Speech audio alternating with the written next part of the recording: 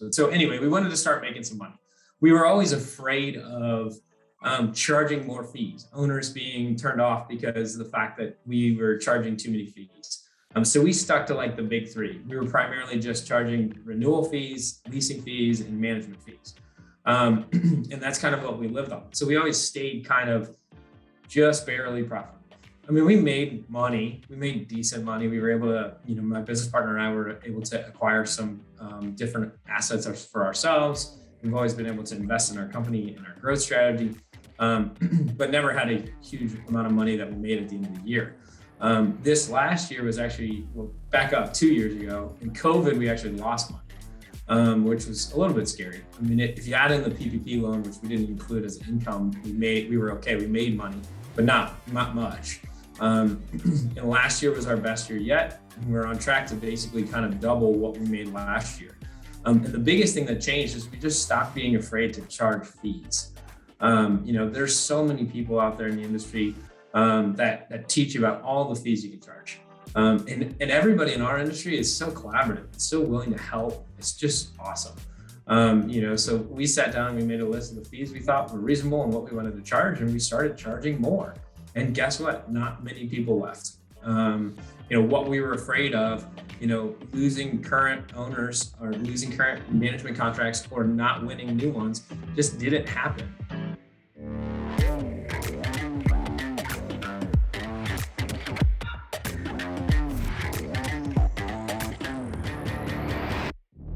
Well, hey, everybody. If we haven't had the pleasure of meeting on Zoom the way that people meet these days, my name is Andrew Smallwood, VP of Revenue at Second Nature. You've got Laura Mack here in the house, who is my co-host in Triple Win Live. And we've got our special guest, Mike Krause from Atrium Management. There's Mike waving his hand.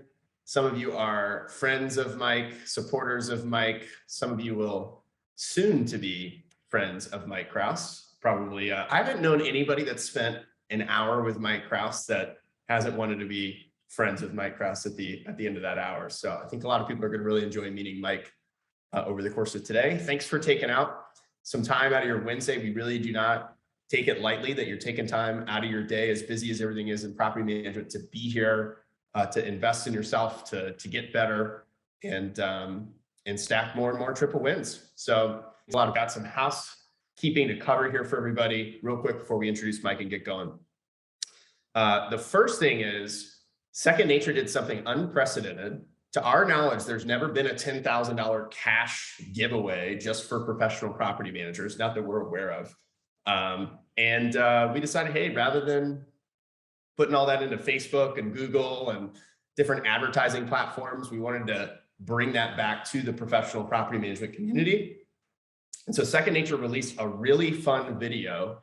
We're not going to play it here, but we will drop in the Zoom chat. And if you're seeing this streamed on Facebook, it'll, if you're on Facebook, you're probably seeing it by now. But on Facebook or LinkedIn, wherever you're hanging out, you can go check out the newest video that the marketing team dropped on Monday.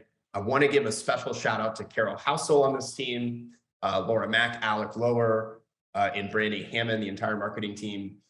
Beyond them, David Shee, Brent, everybody that was involved in putting this together. Thank you so much for putting this together. It's been a lot of fun to see this come to life and everything happening. But there's 3 ways you can win in the contest. So one, you just watch the video. It's about 3 minutes long. And then you enter your email, your company email at the appropriate page, and boom, you got a drawing right then and there. Second way is you can like or comment or share on Facebook or on LinkedIn that post. You'll see a bunch of people have done that, and they've got more chances as a result.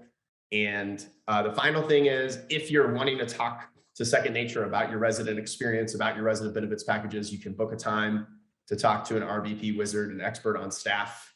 Doesn't mean you have to work with Second Nature, but if you're trying to learn more about those things, and it's a good time for you to talk about those kind of things, you can schedule a short call with one of our team, somebody on our team, and they can do that. You get an extra drawing in addition to that. So with that said, we've got a lot of people who've gotten drawings the last few days. Congratulations. If not, there's stuff in the chat, but we're going to ask everybody who's here now just to warm up your little chat fingers a little bit, stretch them out, do what you need to do. And in the chat, we want to ask you, if you won the the $10,000 cash contest. And our goal is this is for a legendary team experience for your team. You'll understand the word legendary if you see the video and the theme that it's playing into. We're curious, how would you spend the $10,000? How would you drop a $10,000 love bomb on your team, an appreciation experience for your team? Going to Disneyland. Oh man, the experience capital of the world potentially there. Yes, Sam, that's great. People are gonna love that in the video. Axe throwing and drinks. I love that. Slaying the dragon. Offsite team building vacation. Love that. And Camelot, even better. Very cool. We'd love to see some more answers roll in. How you'd spend the 10K. Oh, a cruise. That's a good one, Claire. I really like that. All right. Last thing I just want to share with you all is many of you have been to PMLX, Property Management Leadership Exchange. In the past years, it's the #1, really the premier online digital event for property managers. Hundreds of property managers have attended this in the past. It's the top rated digital event for the industry, which is great. And we're making a slight change to that this year. There's some things that are going to be the same. We're partnering with NARPM at no cost. We're going to be sponsoring and raising a lot of money for Make-A-Wish Foundation is the charity this year. So if there's any fans of Make-A-Wish out there, you can get excited about that. And we're going to have some amazing people involved. Of course, amazing people that you've met from across the country in this industry over the last couple of years are going to be there.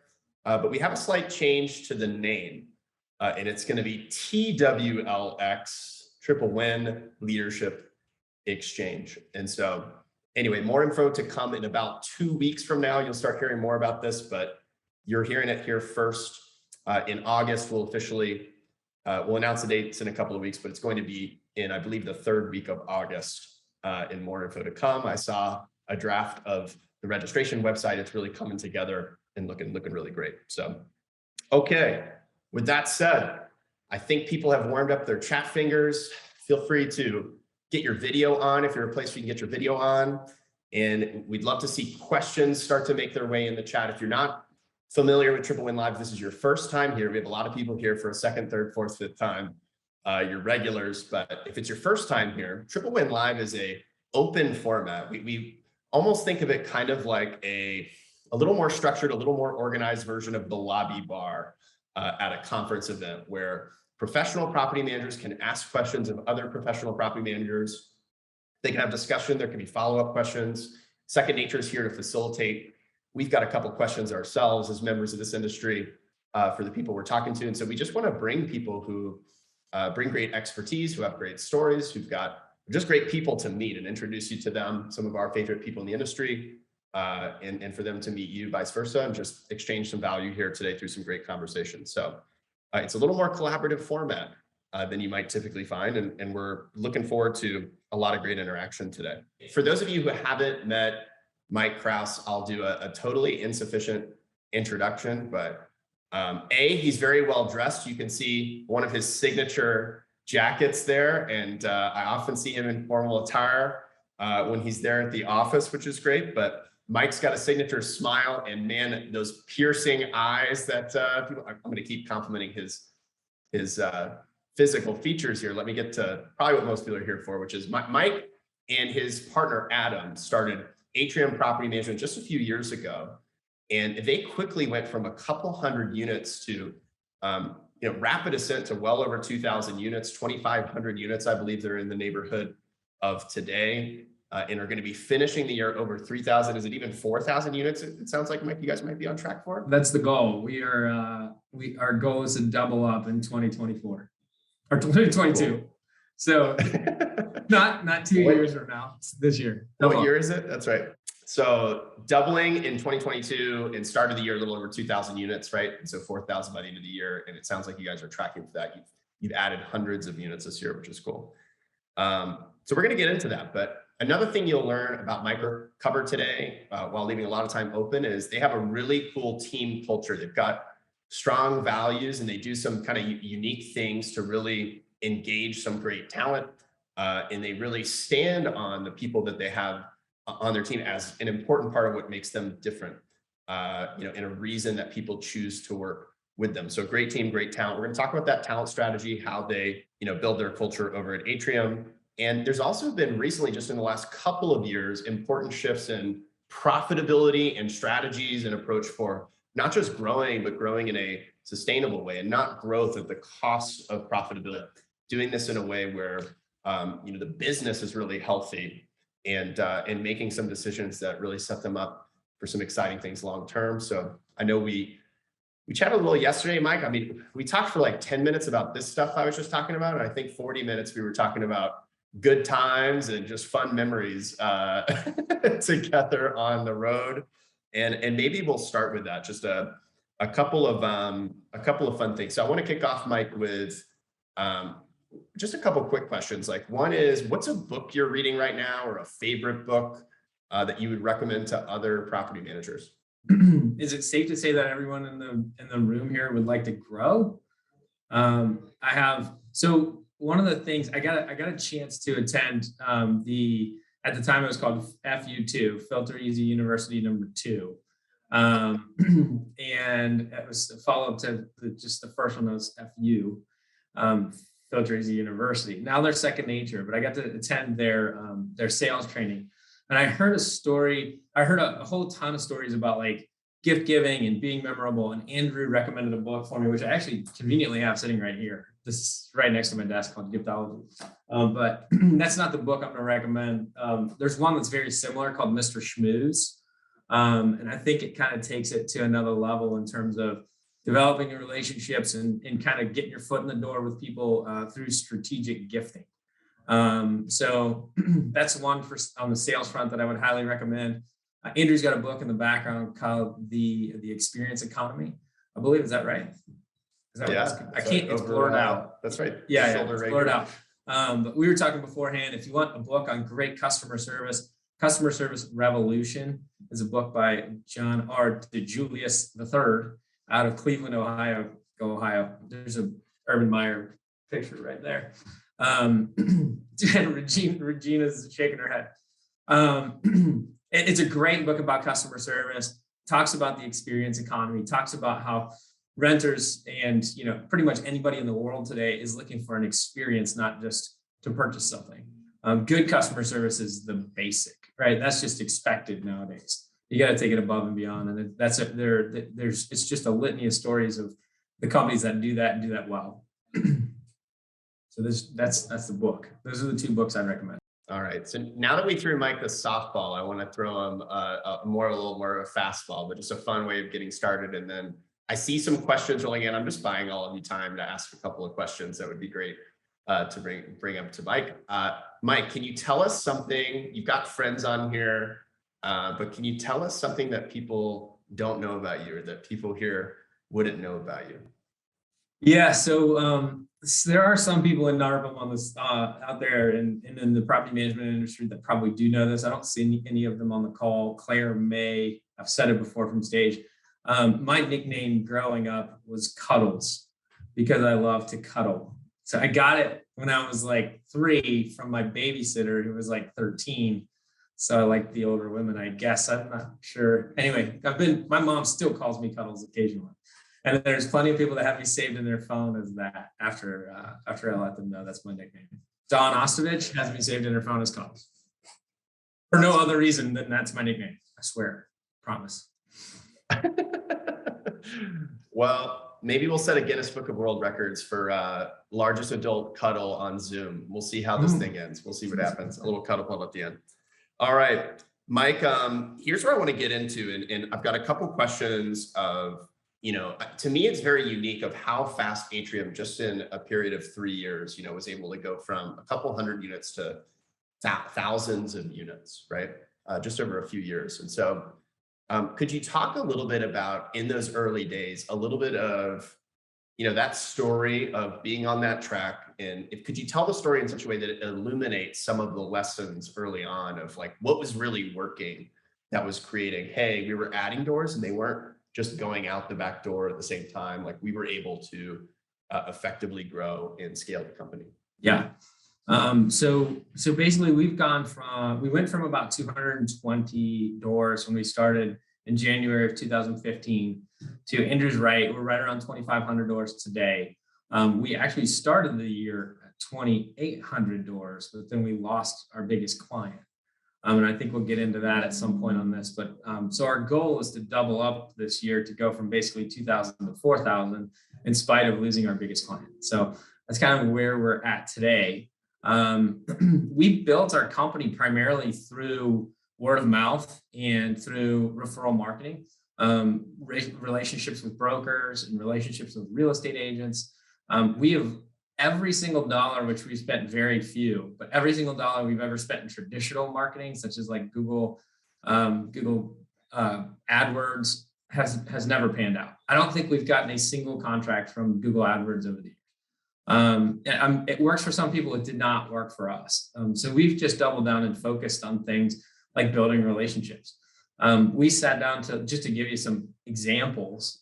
We sat down to kind of, in one of the earliest stories I have for this, I think I might have told you guys from stage at Broker Owner a little while ago. Anyway, it was pretty early on in our business. I sat down to breakfast with a mortgage broker, and she's like, "You got to meet this guy, Joe LaFleur. He sells every single small multifamily in Orlando. You got to talk to this guy." So I left the meeting. I called my business partner Adam. I'm like, "We got to meet this guy, Joe LaFleur." And he's like, "You're right." Sat down to lunch with Joe LaFleur. He's like, "Yeah, I'm a broker and I sell multifamily, but my broker is a property manager. So I just send her all the deals that I get. I just send it to her. She'd be mad if I didn't." And, we were like, "Well, we just want to be your number 2 or number 3 referral source. Like, just put our name on the list. If somebody says, I want to talk to a couple of property managers." Fast forward to Christmas time that year, we took him out to lunch again. We bought him I found out he was a wino from his Instagram, and we bought him $100 bottle of wine. Wouldn't you know it? Legitimately, like 2 weeks later, we got our first referral from him, and it was like a 12-unit deal. We've probably got about 500 doors through that relationship over the years. So I can't possibly give a gift that's big enough to outgive that, right? What would you pay for 500 doors? It's unbelievable. So we've done some pretty cool stuff for him. We sent him to TPC Sawgrass, got him a special gift package with like a hat and a bag tag and all this stuff, and sent him and his partner there. They went to add somebody to their tea time, and it was like $600 to add somebody to their tea time. So he calls me, he's like, "What did you do? How much did you spend?" He's like, "This is the nicest thing anybody's ever done for me." So we try to come up with creative ways to really develop relationships with people who can send us business, and honestly, people in general. We have owners that we've done that for. Put somebody's name on the back of a jersey, and they were a Denver Broncos fan. Wouldn't you know it? Like, a couple months later, that lady's lawn died. Like, the irrigation stopped working, and we were managing the property. Our landscaping company was managing the landscaping, and she called. And she was really mad, but wasn't half as mad as she probably would have been if she didn't like us. You know what I mean? She probably would have been much madder if we hadn't sent her that jersey and just created some goodwill. So she knew we were good people. It was just something that happened. So anyway, we've done a lot of that. We've built our business through word of mouth, and pretty much from like 15 to 17 to 19, we were adding about 100 single family homes per year. But right at that point, we kind of plateaued, and it became like tough for us to keep up with the churn. And we started entering into other markets, and that's kind of how we've been able to do it since then. We have done some acquisitions. Atrium itself was a 220 unit acquisition to start. We bought another company that was 220 units in 2017. 2019, we bought a 65 unit company. 2021, 94 unit company. And now in 2022, this year, we bought a 175 unit company down in Lakeland. So we have grown through acquisition over the years as well. But most of it has been organic growth when you look at the total number of doors. A couple notes I took down there, Mike, were I wrote down, word of mouth referrals, doubling down on those relationships. Hey, tried some different lead gen strategies, Google ads, et cetera. Hey, that just didn't see that working. So double down on what was working, relationships. I wrote down Joe LaFleur's name. What a cool story. Acquisitions, and then also expanding to new markets. So you guys went from Orlando. I know you guys are in Gainesville. You mentioned Lakeland, and some of these areas in Central Florida. It sounds like to get where you are today. That's really cool. A couple people were asking in the chat a little bit about your portfolio mix. You answered a little bit of, hey, you've been adding single family units as well as multifamily. Would you mind just giving a quick breakdown of what the Atrium portfolio looks like?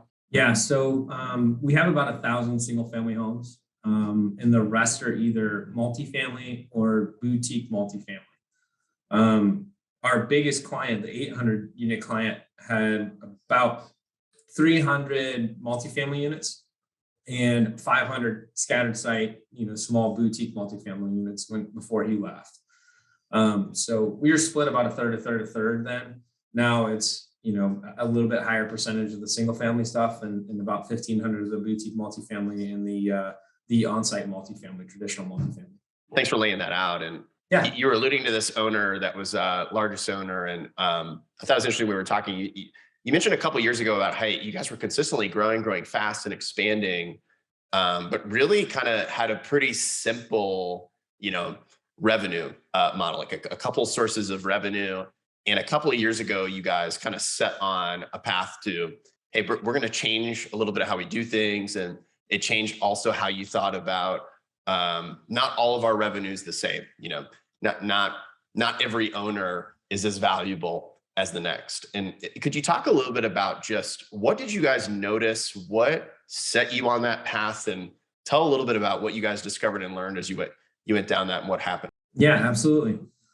So we've always been trying to grow as fast as possible. So we've never been super concerned about what our bottom line was, as long as we were growing and acquiring more units and growing our unit count. That was kind of our main focus. So anyway, we wanted to start making some money. We were always afraid of charging more fees, owners being turned off because of the fact that we were charging too many fees. So we stuck to the big three. We were primarily just charging renewal fees, leasing fees, and management fees. And that's kind of what we lived on. So we always stayed kind of just barely profitable. I mean, we made money, we made decent money. We were able to, my business partner and I were able to acquire some different assets for ourselves. We've always been able to invest in our company and our growth strategy, but never had a huge amount of money that we made at the end of the year. This last year was actually, back up 2 years ago, in COVID, we actually lost money, which was a little bit scary. I mean, if you add in the PPP loan, which we didn't include as income, we were okay. We made money, but not much. And last year was our best year yet. And we're on track to basically kind of double what we made last year. And the biggest thing that changed is we just stopped being afraid to charge fees. There's so many people out there in the industry that teach you about all the fees you can charge.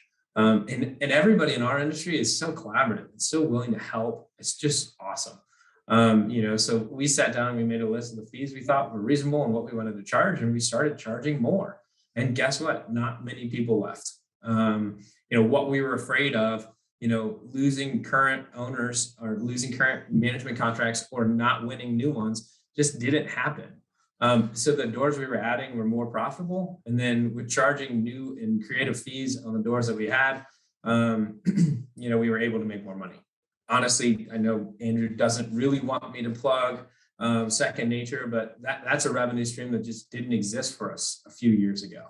I think we were trying to onboard back in 2019, and they'll tell you we were the slowest company to onboard in the history of Second Nature. It was terrible. And primarily because I was the one who was driving, and that's just not my skill set to integrate or implement new things. So we stuck somebody on my team who's really good at that stuff. We started tracking it, and all of a sudden we started making a ton of money from it. And I think from RBP this year, we stand, and I don't know the exact numbers, but we stand to make a ton of money from RBP. I can do some quick math for you, but basically, if we get to what our goal is, we should make somewhere in the neighborhood of about $400,000 from RBP. So pretty exciting stuff. That alone, if we just added that revenue on top of everything else, it would have been our best year yet.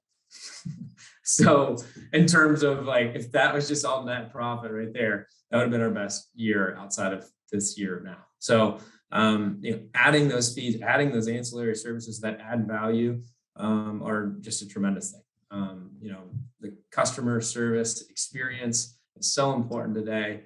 And for residents, they're willing to pay for that. They're willing to pay for a better experience. So they don't have to go shopping for an air filter. So that they don't have to worry about pest control and paying for that if they have pests and all those different things that you can roll into the resident benefit package.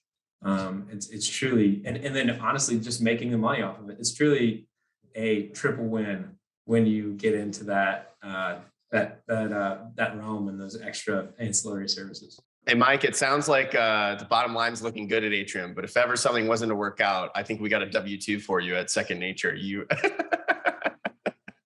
you hit all the talking points there, man, on RVP. That's funny. Oh gosh. Well, listen, I appreciate you sharing that. We've got some people we want to bring up who have questions. Rich Drake, we're going to come to you first. So we've got another strong operator out of Houston.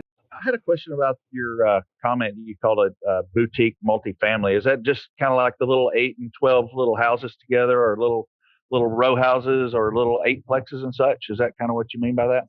Yeah, 8-plexes, 12-plexes. I mean, anything that doesn't have on-site management, we call boutique, because we charge a different management fee structure. Typically with traditional multifamily, where they have like a property manager on the property, you charge just a flat management fee. And there might be some other little fees that you tack on top and some things you get reimbursed for, but it's pretty flat. And then the property pays that manager's salary or those employee salaries that are on site. With boutique, the fees are much higher. They're much more like traditional single family. So we keep them separate. We would be more likely to lump boutique in with single fam than we would multifam.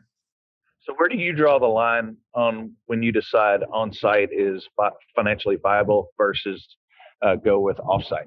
It's a good question. Every deal is different. It kind of depends on how much rent you're charging. We've managed up to 65 units with off-site management. Yeah, and we tell a customer 50 to 75 is about the number, and anything over that, we turn that business down, and we just aren't set up to do it. It'd be interesting to learn that side and try to be able to do that as well. Yeah, happy to chat more about it. Absolutely. I've been blessed to have good friends and mentors in the industry that have helped me cut years off of our journey here. So I'm always glad and happy to talk more and give back. Great. We had another question. We'll bring Regina up. And while we're bringing Regina up, and I think some of these questions, Mike, are about your staff makeup. And I saw Blake ask a question. I'm going to help him with his because I think it's quick. Can you do a quick breakdown of employees versus contractors of your team? And then Regina, do you want to layer your question into that? Yeah. So my question was, when you guys started, and you said, obviously Atrium isn't how you started because you acquired that one. But what was your team like? Like, how many people with that 220 some odd versus now? Like, actually, and that kind of works into what Andrew's asking, I guess, as well. Yeah. So when we first started, we kept the lady who worked at the front desk, our administrator. She was employee number 1. She started like 5 years before Adam and I did. So she stayed on with us, still with us today. We had another property manager, and then we had Adam and me. It wasn't very efficient, just because Adam and me were, playing all kinds of roles, trying to add doors, trying to learn the business. I came from multifamily, and Adam came from banking. You could probably run it with 3 fairly easily. That's what they did before. I say fairly easily, not if you're me. Fairly easily for people who can multitask and do most of the functions of property management. That was not my skill set. So we needed more people. I would say we started our company running it like departmentally. So everybody on the team had different tasks that their responsibility was. That kind of broke down at about 500 doors for us, 600 doors. And we broke out and made small teams of 3. So basically what was happening is we had a team of like 9 to manage 500 or 600 doors. And the owner would call the office and they'd be like, I want to talk about my statement. And be like, okay, hold on a second. We're going to put on Clary on the phone. And then, they got a question about the work order that was on the statement. And they're like, oh, I got to get a hold of the maintenance person. Let me put you on the phone with Carrie. And so it was just, owners never knew who to call. And so we broke it down, and we learned this from Dodson Property Management, but we basically broke it down into teams of 3, where it had a team leader that we call an asset manager or a senior property manager, a property manager who focuses on the maintenance of the property, so work orders and turns, and then a leasing specialist who focuses on leasing the homes and the marketing efforts and that kind of thing. So that way, if an owner calls and the leasing agent's busy, the asset manager should be able to talk about what's been going on in the leasing of that property. If the property manager is busy, the asset manager should be able to talk about what's going on with the work order. And if the asset manager is busy, the property manager or the leasing agent should be able to help that owner with whatever the call is that they're asking about. So it was basically how the company ran before, with just the old owners and the admin. We just broke it up into teams of 3, and we found they can manage from about 200 to 300 single family homes and up to about 400, 450 on the boutique multifamily before it kind of starts to break down. We've since added an ITM, as we call them, international team members, VAs, whatever you want to call them. We've added one of those to each team as well. And ours are all based out of Mexico with one out of Spain. So what would be, my second part of that was, what would be the first person you need if you're chasing growth? What position is that besides business development? I mean, obviously, you need that one. So that's a great first position. Obviously, business development.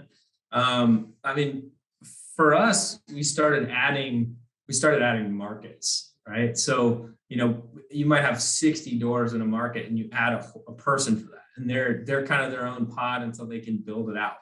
So we've gone from 0 doors in Tampa 2 years ago to now we have about 600 doors in Tampa. That's all been through broker relationships with small multifamily brokers, personal acquisitions, and then we bought a company that was 175 doors down in that area also. And that came through an Atrium relationship, just a friendship through the industry. Starting a new market is also a decent way, as long as it's within driving distance and you can manage it remotely, is another decent way to kind of increase your footprint and grow organically. Our company size now, we have about 50 employees, 7 are ITMs. Out of the 43, I want to say 12 or 13 are on-site multifamily. And then the rest are, either admin or what we call pod team members. We broke them up into teams of the 3 plus the ITM, so teams of 4, and we call those a pod. There's a for anyone, by the way, who wants, there's a good podcast episode we did with Phil Vera on the pod system and a kind of a deep breakdown of, structuring that, pretty similar, Mike, to what you were talking about there. One thing I'm curious about is, if you think about those 40 employees, roughly, I think you mentioned like currently plus some ITMs, does that support 2,500 doors? And hey, when you're at 3,000, you're going to need something very different. Or is that going to support you to a certain point, and then you're going to have to add more people? How are you guys thinking about that? That's a great question. I think that the core of that takes us to much more doors than we have right now. Like, I don't think we don't need to add anybody on the corporate team to get to 4,000 where we want to be. We'll probably add some pod staff. If it's multifamily, we may not even have to do that. If a big chunk of that is multifamily, because we have some pods that are fairly small. We have 9 pods now because of different markets. We have a pod in Melbourne that's like 90 doors. We have a pod in Lake County that's like 65. We have a pod out in Daytona that's like 65 also. So those have the ability to just grow without adding, a significant number of team members. There is definitely some economies of scale as you grow and get bigger. We had for 1,000 doors, to put it into perspective, which was right before COVID. At the beginning of 2020, we were at about 1,000 doors. I think at that point we had like 37 people on staff. So obviously the next 2,000 took 13 extra.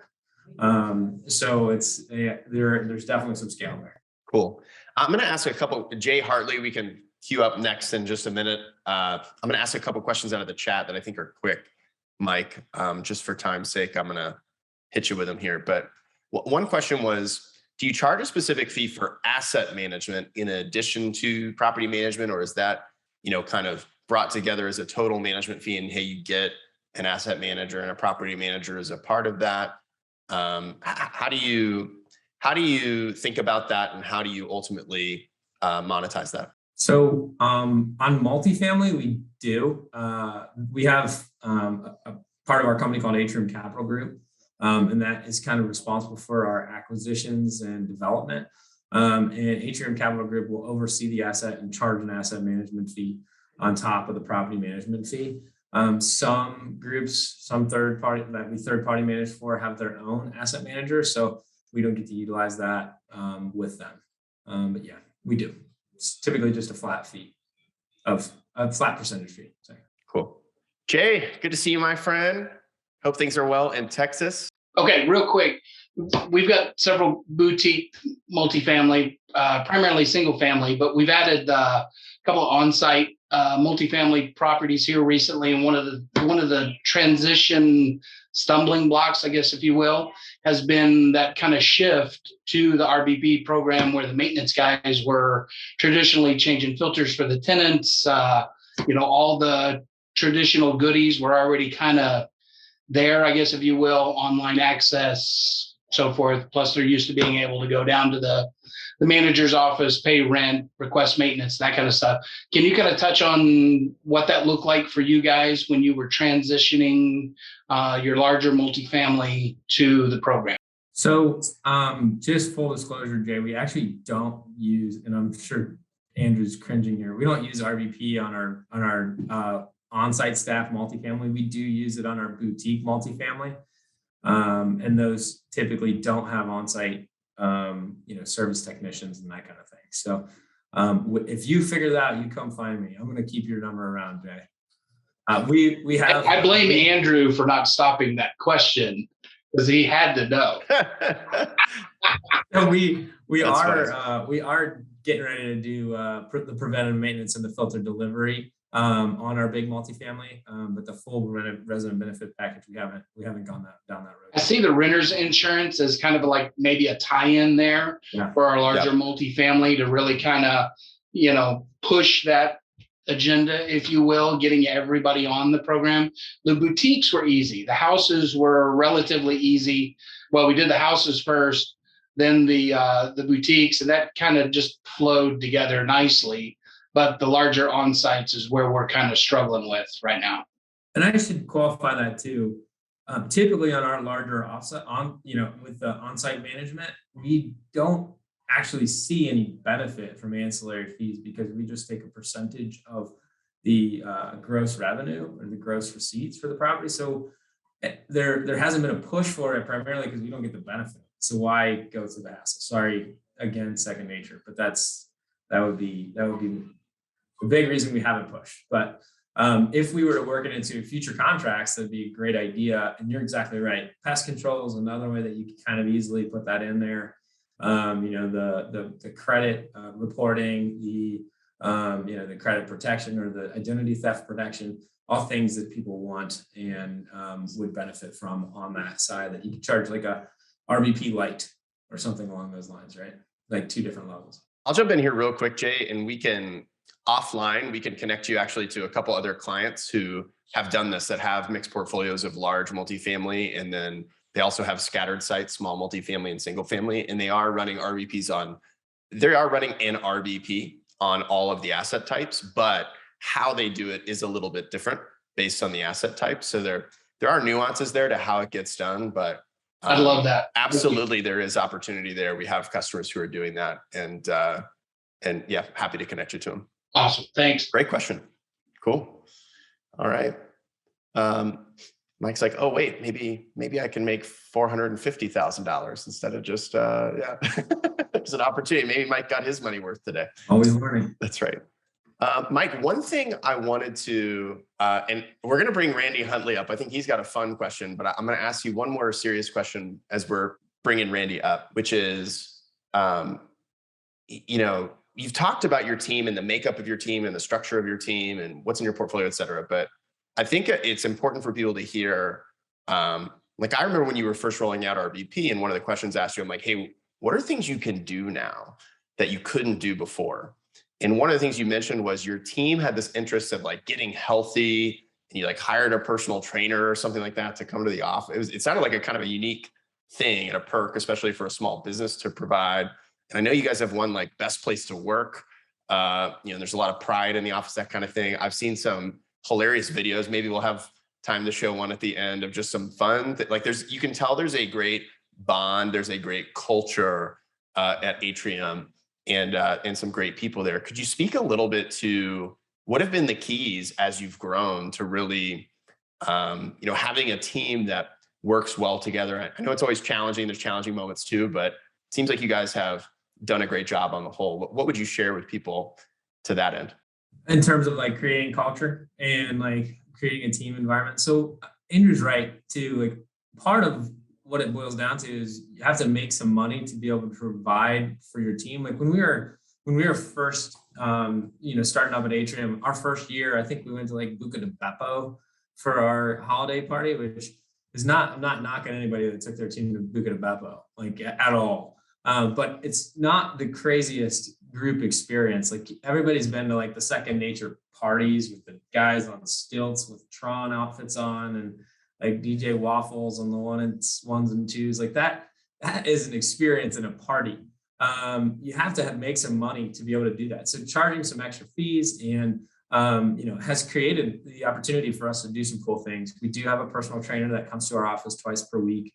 We do all kinds of 5Ks together. We believe a lot in, working on yourself and starting with you. That's something I learned actually from the Filter Easy University. I remember hearing Scott Stolberg talk to Tyler Williams about, you got to focus on you first. And Tyler lost like 40 pounds and read like 50 books and he's crying his eyes out. And like, it's just so important to start with yourself. So we preach that. So we did 2 5Ks in a week. We paid for everybody's entry fee because we just wanted to have fun and get healthy. We will pay for people's audibles. If they want to buy a book or we're reading a book as a team, we'll pay for it for everybody. That stuff's pretty minor. It doesn't cost a whole ton of money. But our year-end parties have definitely grown and we're getting smarter about that too. I just found out from a good friend of mine that you can actually have your vendors sponsor those parties. But round number, and I think this is way underestimated. I think we spent about 15 grand on our holiday party this year for our team. We had a band there. We had, it was all you could eat, all you could drink. Uber was taking people to and from the party for free. And we had a blast. It was an experience. So this year we're doing a theme. The whole year is a country theme. It's double up in 2022, but we made a video with our team of the Fancy Like video. All our leadership team dancing to that Walker Hayes song, Fancy Like. We actually went to Applebee's. If Andrew lets me later, I can play the video. It was a total blast, but it just creates camaraderie amongst the team. And to be honest, I didn't even come up with that. I was at Duke's office and they had done a boy band video at one NARPM event. And we interviewed 6 or 7 of their staff members just trying to learn. And at least half of them, probably 5 out of 6 of them mentioned the boy band video. They show it on their onboarding. So we've now made 3 music videos. Our big ass goal is 24K. So we remade the Bruno Mars 24K Magic video. Last year, we had a Will Smith theme before he started smacking people around. And we remade the Fresh Prince of Bel-Air video. This year, we remade the Walker Hayes Fancy Like video. So every year it ties to our goal and our theme so that everybody can kind of have a unified vision of what we're trying to do that year. And so anyway, that's some of the things we do, culture related. One of the big things we do too is we invest together. So I'm sitting in a really crappy old office building right now because we have a nice office building right outside that we're renovating. And we're going to build 27 townhomes on the land that this is sitting on right now. All of our team members were offered the opportunity to invest, and 8 of them did put their own personal hard-earned money in. And one of those persons is our receptionist. And she's so excited to just own her desk at the front lobby of our new office building. So it's kind of cool. There's a chance for you to kind of practice what you preach. All of us are in real estate. We all believe in it. If we didn't, why would we be in this? So we give our staff an opportunity to invest in almost every single acquisition that we do. So it's kind of cool and fun. We've had people make tons of money together, and that'll bind you. Yeah, Mike, I'm searching through my email for the investment opportunity, and I'm overlooking it, man. But really cool that you do it for your team. I love that you're helping them get in the game. And we certainly believe at Second Nature that work can be fun, right? Work can be enjoyable, and when people are having fun and playful, their creativity comes out. It's positive, right? And it actually can lead to a much better work environment, great work results. Randy, you had a great question in the chat. You had a couple questions in the chat, but one I saw more recently. You can just come off mute and ask Mike your questions. Hi, Mike. Thanks for taking your time and helping us here. I had a question. What's the significance of that channel lock pliers that's hanging on the wall behind your right shoulder? Yeah, so that right there, that was a gift. We do an onboarding day for each of our new employees. Typically it's every 3 to 6 months, depending on the need. But it's a 1.5 day long training. We do a 5-star dinner at night where we take everybody out. We have a preset menu. It says our logo and has our slogan or our core focus on the menu. It's pre-programmed. There's like a champagne toast, and wine glasses are never empty. It's super fun. But after that onboarding class, I told the story about this channel lock, and one of our employees made it for me. But basically, I got my start in property management in 2003. So 19 years ago, I started out as a maintenance technician. I actually went in and interviewed for the leasing position, and I asked the HR manager a hypothetical question about her husband, but it turned out she was a lesbian. So I did not get the leasing job. She called me back like a week later and she said, hey, you didn't get the leasing job, but if you want to be a maintenance technician, you don't need any skills to do that. You can just come learn on the job. So you can come work for us as a maintenance tech. And I said, hired. So my first day on the job, my maintenance supervisor told me, today at lunch, go buy yourself a 6-in-1 screwdriver and a channel lock, and it'll do about 90% of your work orders. So those are the first 2 tools I bought when I got started in property management. Great story. Thanks. That makes you into a real person, not just a property management machine here. Yeah, it was fun. I remember punching units and getting my HVAC certification, and I became maintenance supervisor. And it comes full circle, Randy. I was a maintenance supervisor for a 64-unit community in Bexley, Ohio, which is a suburb of Columbus.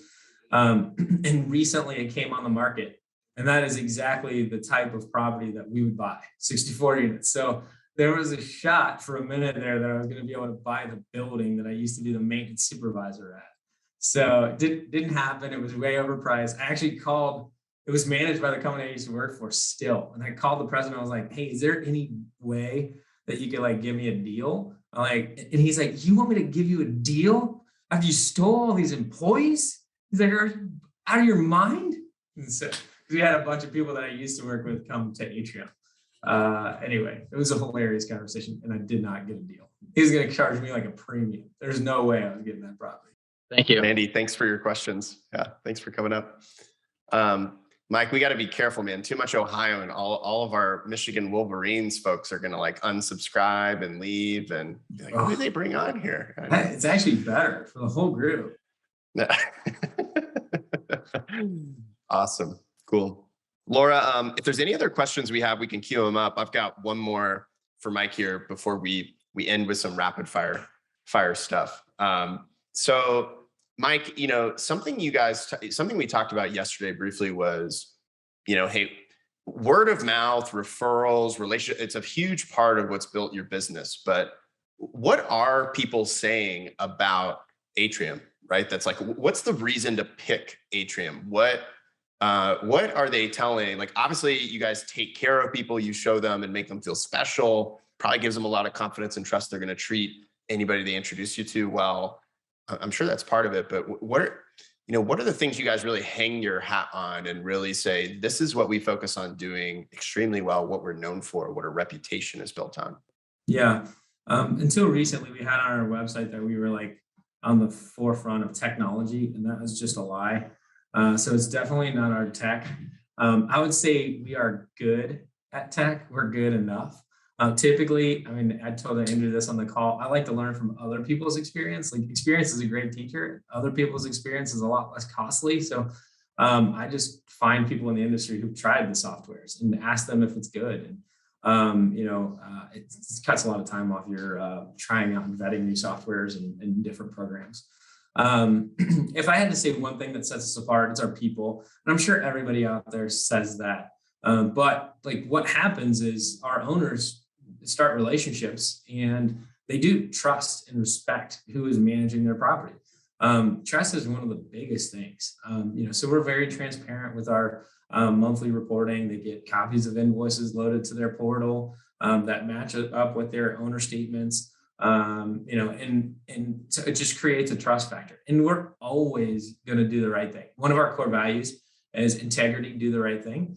And there's no amount of money that we could save by doing the wrong thing that would make it worth it. So we've written $10,000 checks before to just do the right thing. That type of thing, that type of reputation and that type of trust that creates with your owners and your clients is really what matters most.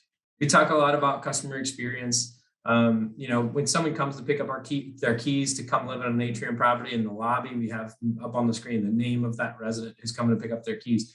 Welcome home. Just trying to create an experience for customers that they want to continue to do business and want to promote us to anybody else. We've had a number of residents become owners and have us manage their properties. That's cool. And that's a sign of building a great experience and a great relationship with people. If they say, hey, I'm ready to move on, to my next stage in the housing cycle or where I want to go in the housing cycle, but I want to continue to work with you all. Mm-hmm. That's definitely a statement to some of the things you're doing. That's cool. Mike, I'm going to hit you with a couple fast, rapid fire ones. These should be fun as a way of going. I did have one from Judy I wanted to catch. I'll cover quick before we do. Can you explain a little bit of for your team, since you guys expanded to markets, who is local in market versus who is centralized or remote? Like how does that, what are the kinds of things that, hey, you said we need somebody in market for that versus that can be done from a couple hours away or even time zones away? We're probably a little more traditional than most in that regard. We still have leasing coordinators that do actual on-site leasing. We still have maintenance professionals that go and do their own inspections. So any property management function for the most part, leasing, work orders, turns, inspections, those people are local. Even our asset managers, the senior property managers are all local. They manage the team members who are going to be doing those property management functions. Accounting centralized. Obviously, all of our ITMs that support the PGs are in Mexico or overseas. At admin, HR, we call it animal control. Our A team, as we call it, that's admin, animal control, accounting, asset management. That's all central in Orlando here. That's funny. And earlier we figured out if Mike won $10,000, what would he do with it? He'd put $5,000 on top of it, and that would fund their, some of their team parties. You got a lot of people on the team, man. So I heard a story about a larger property management company that spent $1 million on their retreat for all of their managers, like 800 managers, and they didn't pay $1 out of their company's revenue. It was all sponsored by vendors that wanted to be a part of that. So, and I'm back in my old don't get any ideas, Mike. Yeah. Let's get on the PJ. That's really cool. Honestly, for us, we probably have vendors that are definitely willing to spend $1,000 or $2,000 to come be a part of that Christmas party. It only takes, 7 of those that are willing to do that to put on the whole thing. And they have budgets for that. They have marketing budgets. And if they're guaranteed to get your business because they're doing it, or win more business because they're hanging out with your employees, they're gonna want to do that. We used to do it in my JRK days when I worked for a larger property management company. We'd have $1,000 budget to throw a Christmas party for 50 people, and you can't do it. So we raised all the funds from the carpet installation companies that we use and the painting company that we literally gave $50,000 to that year. they're willing to spend money to try and earn your business, just like you would, just like I do. I send brokers gifts and real estate agents gifts because I want to earn their business. I want to create that relationship, and they'll do the same thing to hang out with you. Laura, we're making a note. We're calling Salesforce after this and telling them to sponsor our next Second Nature event. They can afford anything. They can afford it. That's exactly right. Well, hey, Mike, here's the last couple rapid fire ones here. One I had down here was favorite Second Nature moment. Ooh. Years. I thought this would be a fun one to ask you since we've known you for a long time. What do you got? There's a ton of good ones, and I'm trying to keep it brief, but I was in Phoenix for National NARPM. And that was the first time they did the PM Health 5K. And I was talking to Thad, and Thad's like, I'm kind of injured. I want to run the race, but I'm kind of injured, which fast forward, he actually came in third, I think, even though he was injured. But I was like, how'd you get injured, man? He's like, well, I was in the shower this morning and I was doing my high kicks and I fell and hurt myself. And I was like, you were doing your high kicks? He's like, yeah, I was doing my high kicks. And he kicks his foot like up above his head. And I'm like, who does high kicks, period? And who does them in the shower other than Thad Tarkenton? I mean, unbelievable. That is a good one. That's hilarious. That's amazing. Well, hey, we're coming up on time. I want to give, Carol remembers that. We remember the story of Thad doing karate kicks in the shower. We're like, is that a real thing? Eccentric CEO. It's amazing.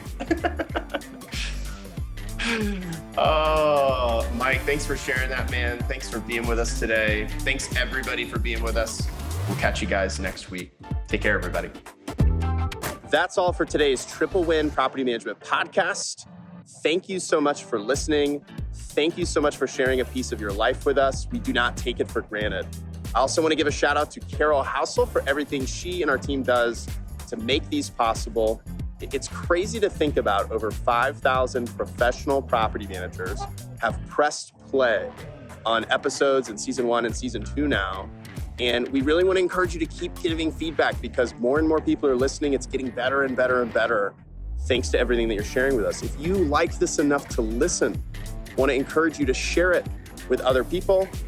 You can give us feedback directly on those social media channels, Facebook, LinkedIn, wherever you're hanging out.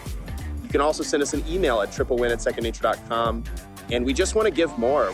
There's no sales pitch here. Just want to offer more resources that help you find and stack your next triple win and become a triple win driven property manager. So where can you find that? You can find the private Facebook group. You can find our blog. You can find our newsletter. You can find more resources all at rbp.secondnature.com. Just search for what you're looking for there. And every time we see you, we want to see a better version of you and your business. To that end, keep it going, feel inspired, take our encouragement, and we'll see you next time.